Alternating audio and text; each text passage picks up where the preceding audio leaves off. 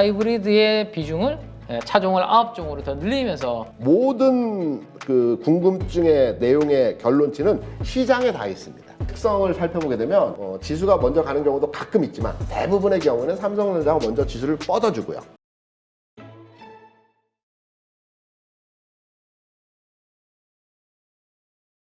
자, 우리나라가 조금 약간 앞서 나가고 있다는 느낌이 뭐냐 하면 한번 보시죠. 이게 대표적으로 유리기판을 양산을 언제 하겠다라고 발표를 한 기업들이 대충 이 정도의 일정을 잡고 있는데요.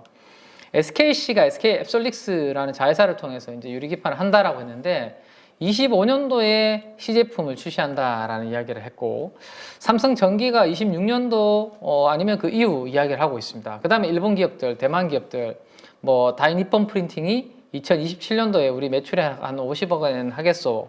이비덴이 28년도다 이렇게 하고 있습니다. 그래서 해외에 있는 인텔까지도 해서 다 27년도 이후를 이야기를 하고 있는데 국내만 25, 26을 이야기를 하다 보니 우리가 기대감을 좀 빨리 반영해서 땡겨 넣는 그런 부분들이 있거든요. 그래서 이 부분들도 좀 체크는 좀 하실 필요가 있습니다. 해외에 대비해서 우리가 너무 빨리 이렇게 이야기를 하고 있는 게 아닌가. 그러다 보니까 기대감이 먼저 좀 땡겨 놓는 게 아닌가 정도.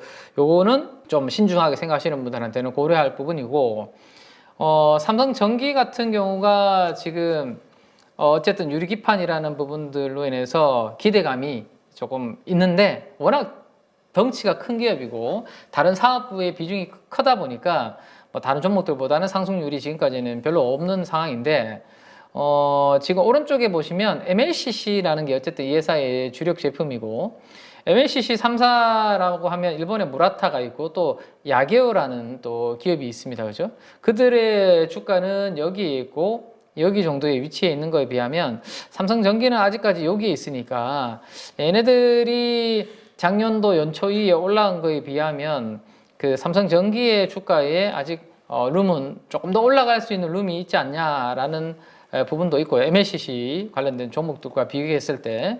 그 다음에 이제 왼쪽에 있는 그림은 SKC 자회사인 앱솔릭스, 그 다음에 LG이노텍도 이제 좀 할 거다라는 이야기를 하고 있죠. 이건 미정입니다. 양산 시기. 그래서 이런 부분들에 따라서 단기적으로 작은 종목들이 먼저 올랐지만 만약에 이번 주에도 변동성이 좀 시장이 있다라면 그래도 이미 많이 오른 종목들보다는 하방은 어느 정도 조금 다져줄 수 있는 그런 쪽이 삼성전기가 되지 않을까라는 생각이고, 지금 연기금의 수급, 투신의 수급, 기관들 수급이 이렇게 들어오고 있는 모습이고 외국인들도 같이 지금 순매수로 들어오고 있죠. 개인 투자들이 3월달 이후로 열심히 이렇게 주가가 반등 주는 구간에서 팔고 있는 상황이기 때문에 수급의 방향성도 나쁘지 않은 그러한 그림이 되는 것 같습니다.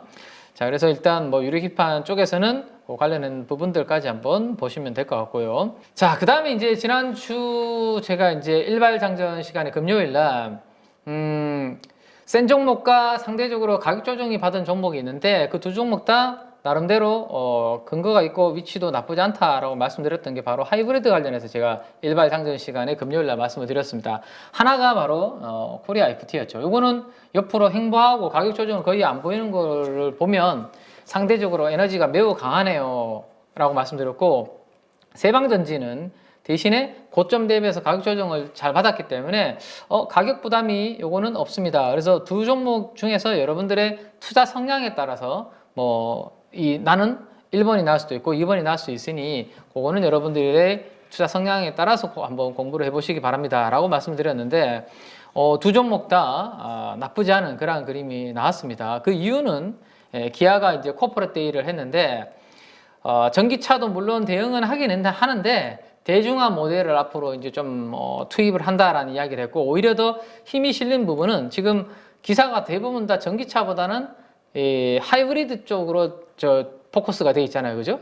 하이브리드의 비중을 차종을 9종으로 더 늘린다. 이게 이제 전기차 둔화에 따른 대응책이다. 그러면 결국에는 하이브리드 쪽에 관심이 더 많이 쏠리는 그런 부분들이 될 수밖에 없죠. 그러다 보니까 가장 제가 두 종목 중에서 힘이 세다라고 말씀드렸던 코리아 FT는 이렇게 장중에 20% 올라가면서 신고가를 경신을 했습니다. 자, 신고가를 경신을 했기 때문에 종가 기준으로 추세 이탈가는 요 양봉으로 이제 잡는 게 맞겠죠. 요 양봉을 이탈하면 그때는 또 리스크 관리 대략적으로 한 6천 원 정도가 되는 것 같은데 6천 원 전후를 종가 기준으로 이거 이탈하면 에너지가 무너지는 흐름이기 때문에 리스크 관리가 필요한 그런 모습이고, 자, 상대적으로 강한 종목은 코리아 FT고 고점 대비해서 오히려 가격 조정을 좀 편안하게 받은 종목은 세방전지다. 그래서 여러분들 투자 성향에 따라 선택하시면 된다라고 말씀드렸는데, 세방전지도 일단 금요일에 60일선 새롭게 반등을 성공을 하는 그러한 모습이었습니다.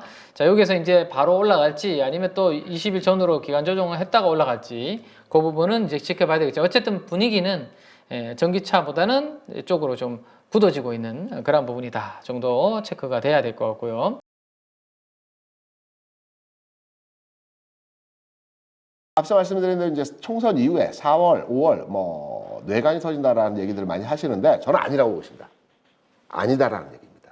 왜냐하면 부담은 되고 있습니다. 왜냐하면 지금 현재 그 PF 대출 규모가 200조 원 정도 됩니다. 어마무시하죠. 이게 한번 터지게 되면 우리가 가계부채나 기업대출 같은 경우는 일시적으로 터지지 않습니다. 가계부채 같은 경우에도 부분에서 디폴트 현상이 나타나기 때문에 충분히 시장 대응을 통해서 원활하게 진행 가능합니다. 하지만 PF 같은 경우는 200조 시장인데요. 어마어마하게 큰 시장인데 이게 한번 터지게 되면 일시적으로 그냥 모든 기업에 대해서 그 부채 상환이 진행되기 때문에 굉장히 큰 뇌관입니다. 터질까요? 아니거든요. 제가 거기에 대한 이유를 한번 설명드려보도록 하겠습니다. 4월 이기설에 대한 근본적인 원인은 이 PF 대출 200조 원에 관한 뭐 규제가 이제 진행되고 금리가 올라가면 규제가 나오겠죠. 그렇게 되면 은행들은 틀림없이 BIS 기준을 축소한다라고 하고 대출 해소를 할 겁니다. 여기에 기업 대출 1200조 그리고 가계부채 1100조 어마어마하죠. PF가 이렇게 되는 게 최악의 시나리오인데, 그리고 주시장까지 하락하는, 이게 아니라는 측면에서 말씀을 드린 이유가 뭐냐면, 첫 번째는 국내 3년 국고채 금리가 3.3%. 그러니까 특히 증권회사에 보면요, 그 우리가 알고 있는 뭐 지점에서 그 브로커리지를 하는 주식중개 그 관련 직원들이 있고요. 본사에 가면은 채권을 이제 딜링하는 또는 채권을 중개하는 채권부가 있습니다. 그리고 외환도 있고 뭐 여러 파트들이 있습니다. 증권회사는 이제 우리가 아는 주식을 중개해서 수익원을 만들어가는 비중이 한 30% 정도 이내입니다. 회사별로 조금 다르지만 크지 않습니다. 증권회사가 돈을 버는 것은 PF와 기타 등등의 홀세일 부분에서의 수익을 만들어내는 게 전체적인 수익에서 큰 부분입니다. 그렇기 때문에 제일 똑똑한 친구들이 채권부에 가 있거든요. 회사 내에서 가장 똑똑한 친구들이 채권부에 가 있는데, 시장에 가장 민감하게 반응하고 그리고 가장 빠르게 가격 진행이 나타나는 게 금리의 시장입니다. 최근에서 국내 금리 수준에서의 상황을 보게 되면 3.3에서 고차가 되어 있습니다. 이미 지난해 한두 차례 영향권에서의 4.1까지 상승하는, 이때 이제 여러 이슈가 있었죠. 뭐 지지난해 같은 경우는 레고랜드가 있었고, 지난해 같은 경우는 마찬가지로 태형 관련해서 중소건설사들의 PF 대출에 대한 부분들이 불거지면서 4.1까지 상승했습니다. 이때 어떤 시장 분위기였는 걸 아십니까? 우리가 보통 PF 대출이라고 하면요, 보통 이 3년 국고채 수준 대비해서 플러스 1.5% 정도 스프레드를 더해서 PF 대출 수준에서의 금리가 정해집니다. 예를 들어서 지금 3.3% 이제 국고채 수익률이기 때문에 여기 1.5를 더하게 되면 한 5% 수준이 정상 수준에서 약간 상단 박스 상단입니다. 5% 수준이. 그런데 이게 지난해 그리고 지지난해 같은 경우는 18%, 19%, 20%까지 갔었죠. 그러니까 금리는 3%에서 또는 3.4%에서 움직였는데 PF 선순위 채권 수익률은 18%, 19%, 20%까지 올라갔다. 이러면 건설사들이 유지를 못합니다. 이 괴리율과 이 금리 차로. 그럼 지금 얼마까지 내려왔을까요? 3년 만기 국고채는 3.3%이고요. PF 대출 금리는 이게 이제 4월 8일이니까 엊그제 나온 이제 기사인데요. 이제 태형건설이 가장 이제 시장에서 핫한 기업이지 않습니까? 그래서 태형건설에 대한 PF 대출 그 수준에서의 금리를 이제 제가 기사를 한번 찾아가지고 받아왔습니다. 대략 한 5.6%로 결정됐다라고 합니다. PF 추가 대출 이제 사업에 대해서 추가 대출 금리가 5.6%로 됐다라고 하는데, 지금 5.6%는 좀 잘 받은 겁니다. 지금 시장에서 PF 대출 금리는 태형건설 같은 경우는 물론 여러 가지 이슈가 있겠지만 그래도 중견 건설사 이상이지 않습니까? 소형 건설사들은 8, 9, 10 여기서 왔다 갔다 합니다. 지난해 19, 20 정도 갔던 PF 대출 금리가 10% 언더로 내려왔습니다. 좀 안정화가 되고 있죠. 좀 더 내려와야 됩니다. 이게 완전하게 PF 관련한 이슈가 시장 수면 아래로 내려가기 위해서 조금 더 내려와야 되는데 내려가고 있는 추세입니다. 이제 지금 8%, 9% 수준까지 와 있거든요. 그리고 태형건설 같은 경우 5.6%에 받았다고 합니다. 이 정도면 한 3, 4년 전에 비해서는 좀 부담이 되죠. 하지만 최근 내에서의 금리 수준에서의 상황을 판단해 보게 될 때는 크게 부담 수준에서의 상황 아닙니다. 사업을 한번 해볼 만한 금리 수준에서의 조달 비용이라고 볼 수가 있겠거든요. 그래서 태형건설의 조달 비용의 PF 대출 금리가 5.6%로 결정됐다라고 기사도 있었고요. 지금 현재 PF 대출 기존 금리는 5, 7%, 5에서 7%. 그러니까 10% 아래로 내려왔죠. 그러니까 앞서 말씀드린 대로 4월 내관, 4월 위기설, PF 대출이 일시적으로 시장에 붕괴할 수 있는 어떤 내용으로의 악영향을 줄 수 있다라는 것은 이미 바람이 상당 부분 빠져 있는 상태에서 4월 이후가 되더라도 시장에서 반응하는 금리 수준에서의 상황들은 이제 어느 정도 수면 아래로 내려오면서 안정화됐다. 그래서 우려할 필요 없다라는 게 기본적인 내용에서의 최근 내에서의 PF 대출 관련된 내용에서의 흐름들입니다. 그러면 여기서 이제 추가로 시장에 대한 내용을 더 들여다보게 될 때 이게 궁금하시죠?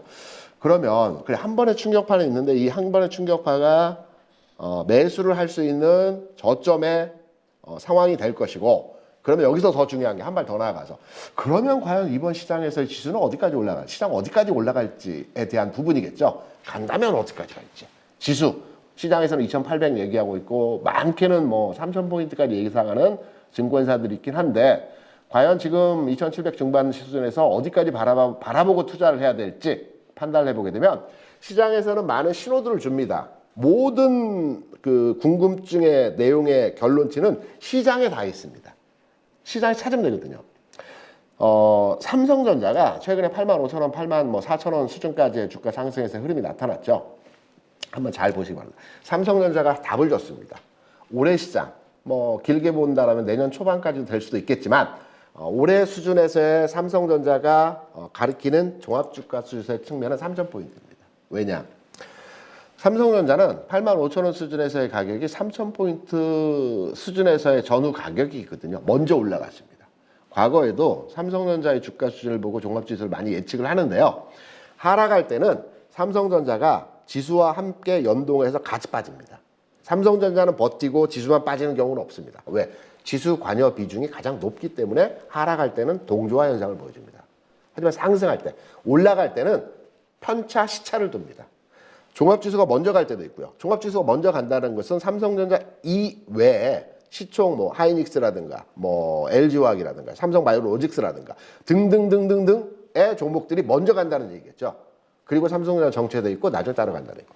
그리고 삼성전자 먼저 간다는 것은 나머지 등등등 외 종목들은 지수 측면에서 한 2,500포인트, 2,600포인트에 머물러 있고 삼성전자가 먼저 간 겁니다. 지금 현재 700포인트 수준에서의 상황은.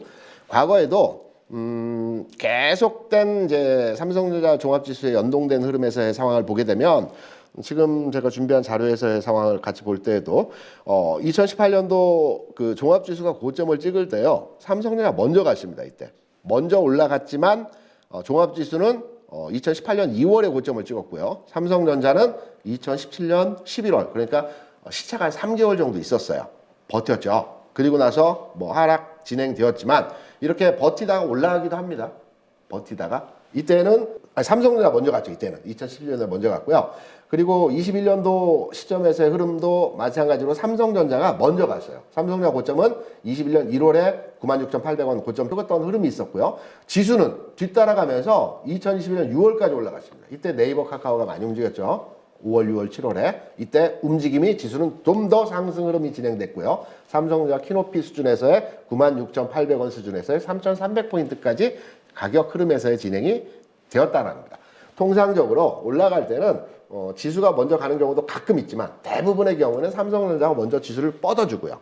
가격을 뻗어주고요. 그 다음에 지수가 간다는 것은 삼성전자가 간 뒤에 간다는 것은 후발주들이 따라간다는 얘기죠. 삼성전자를 멈춰있고 나머지 시총 상위권 내에 있는 등등등 종목들이 따라간다는 얘기입니다. 그래서 시장에서는 함께 가는, 그러니까 폭발적으로 슈팅 구간에서 전 종목이 시가총액 상위 종목들이 가는 장들이 있고요. 이거는 거의 폭발, 슈팅 구간에서 이 흐름들이 나타나고요. 그 이전 단계에서는 삼전이 끌어줍니다. 그럼 우리는 지수가 어디까지 갈지 딱 알 수 있습니다. 그리고 나머지 외 종목들의 순서를 통해서 수익률을 만들어내는 겁니다. 전기전자가 먼저 갈지, 자동차가 먼저 갈지, 2차 전지가 먼저 갈지, 요 순서가 다릅니다. 이렇게. 그래서 그 부분에 대한 말씀을 한번 드리게 되면, 저는 삼성전기에 대한 흐름이 지금 장에서 흐름의 모습에 있어서 탄력도 흐름을 만들어낼 가능성이 있다라고 보고 있습니다.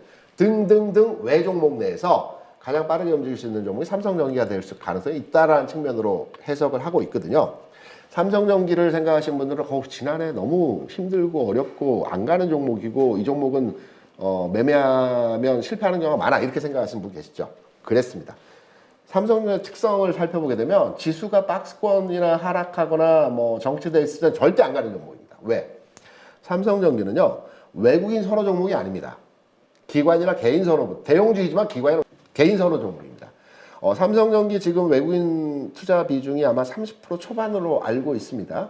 과거래로 한 뭐 십몇 년 동안에 삼성전기에 대한 투자, 삼성전자는 54.6?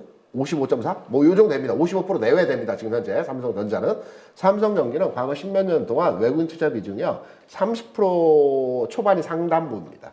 5%까지 내려갔다가 30% 수준으로 올라갔다가 여기서 왔다 갔다 합니다. 그러니까 외국인 투자자 입장에서 삼성전기 물론 좋은 회사고 성장성도 있고 훌륭한 기업이긴 하지만 외국인 투자자 입장에서는 과거에도 그렇고 지금도 그렇고 앞으로도 아마 비슷할 겁니다. 최선호 종목이 아니고 그 강력하게 매수를 하는 종목이 아닙니다. 개인이나 기관이 선호하는 종목입니다. 그런데 이 종목의 주가 흐름을 보시게 되면 굉장히 탄력적입니다.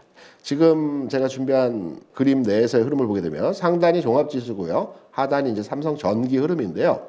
박스 내에서 종합지수가 움직이다가 이렇게 박스 내에서 방향성 없는 지수의 흐름이 나타나다가 일정 흐름에서의 방향성을 딱 갖는 시점에서 탄력 구간에서의 가격이 확실하게 보여줍니다.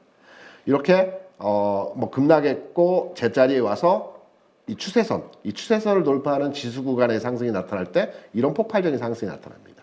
이런 박스 내에서 움직이면 지루합니다. 안 움직입니다. 어떤 패턴 자체가 변화의 변곡점이 나타나지 않습니다. 그런데 지금 지수가 돌파 흐름에서의 가능성을 보여주고 있는 자리에서의 흐름이죠. 앞서 삼성전자가 지수 3000포인트를 딱 지정해 주고 있기 때문에 지수 흐름 측면에서의 최근까지에 대해서의 박스 흐름을 돌파한다라는 전제로의 우리가 시장을 바라본다라고 한다면 이런 종목들이 탄력 구간에서의 흐름이 진행될 가능성이 높다라고 우리가 해석할 수 있는 지점에서의 모습이죠. 그래서 삼성은 여러 재료들을 가지고 있죠. 그래서 저는 대형주 내에서 최선호 종목으로 다음 흐름으로 가격 진행이 되어질 수 있는 종목은 삼성전기 같은 종목들이 수익률 측면에서는 가능한 흐름으로의 모습이 나타날 수 있다라고 판단되고 있고요. 이 외에도 이차전지 최근에서의 흐름들 상당히 이제 그 가격적인 하락에 대해서 부담스러운 자리입니다. 하지만 이차전지 내에서 가장 탄력이 좋았던 삼성 SDI 같은 경우도 35만 원 저점 찍고요, 50만 원까지 갔다가 최근 조정으로 42만 원까지 내려왔습니다. 35만 원, 50만 원, 42만 원. 에코프로베임 한번 볼까요? 에코프로베임은 21만 원 저점 찍고요, 29만 원까지 올라갔습니다. 24만 원까지 내려와 있긴 합니다. 최근 내에서. 하지만 전반의 흐름을 보게 되면 아직 수출 데이터가 개선된 상황이 나타나지 않았지만 자율적인 흐름에서의 주가 상황에서의 흐름은 이미 이전에 바닥을 찍었습니다. 35만 원, 21만 원 바닥을 찍고 상단부 찍고 조정입니다. 조정이라고 염두에 두시고, 그리고 상승 시점의 흐름의 전환점이 조금 연장됐다. 그러니까 다음 수출 데이터나 실적의 내용이 나타나기 전까지 연장되었다라고 판단하시면 될 것 같고, 테슬라가 하락해서 2차전지 뭐 저점 깨고 내려갈 것이다, 뭐 붕괴됐다, 뭐 계속 하락할 것이다, 이런 관점보다는 저점은 이미 찍었고요, 1차 상승 나왔고요, 지금 조정 과정에서 흐름인데 조정이 약간 깊기는 하지만 지금의 부분이 다시 재상승 자리를 만들어가는 과정에서 흐름을 진행하고 있다, 이런 판단을 하고 있기 때문에 2차전지 업종에 대해서는 제가 그러니까 이번 주 구간에서의 흐름에서 바로 반전의 흐름으로 가격 진행이 나타나기보다는 다음 주 상황에서 흐름의 반전이 될 수 있는 가격 진행의 기간차의 진행 시점이기 때문에 다음 주 정도 2차전지에 대해서 한번 집중적으로 여러분께 말씀을 드려보는 시간을 가져보도록 하겠습니다. 네, 알겠습니다.